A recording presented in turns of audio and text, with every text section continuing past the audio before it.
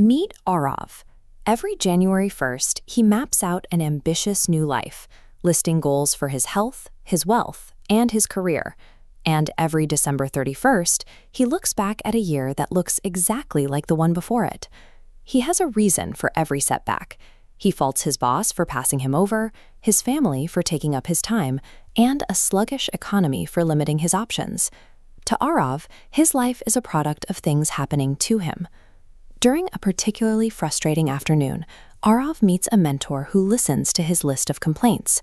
The mentor asks him one question: if you want a different life, why are you repeating the same habits? Aarav has no answer. He has spent his energy focusing on external circumstances he cannot control. To break the cycle, he has to start looking at his own choices. The mentor introduces a set of principles, starting with the need to be proactive. This is the realization that between an event and your reaction, there is a space. In that space, you have the power to choose how you respond. Aarav begins taking responsibility for his reactions. When traffic is heavy, he listens to a book instead of stewing in anger. When a project fails, he looks for the internal cause rather than looking for someone to blame. But movement requires a direction. The mentor suggests a thought experiment. Imagine your own retirement party, decades from now. He asks Aarav to consider exactly what he wants the people in that room to say about his character. Aarav sits down that night to write. He realizes that for years, he had been climbing a ladder without checking if it was leaning against the right wall. For the first time, he defines the person he actually wants to be.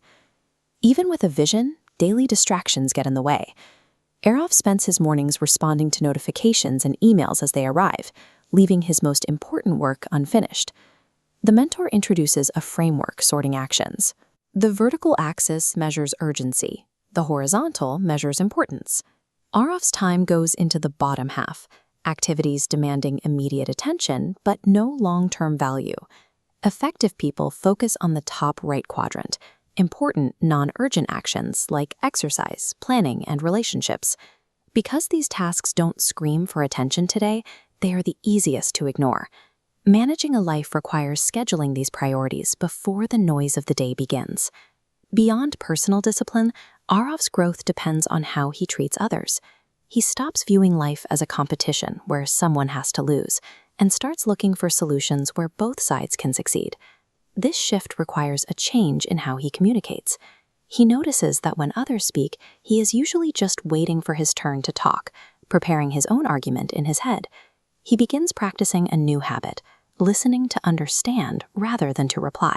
By listening without judgment, he finds that people trust him more, and conflicts resolve faster. The mentor shows him a single stick and snaps it easily. Then he hands Aarav a bundle of sticks tied together. This time, they won't break. Combining different strengths and perspectives creates results that no individual could achieve alone. Aarav learns to value people who think differently than he does, using their unique views to build better ideas. Even the best habits eventually fail if the person behind them burns out.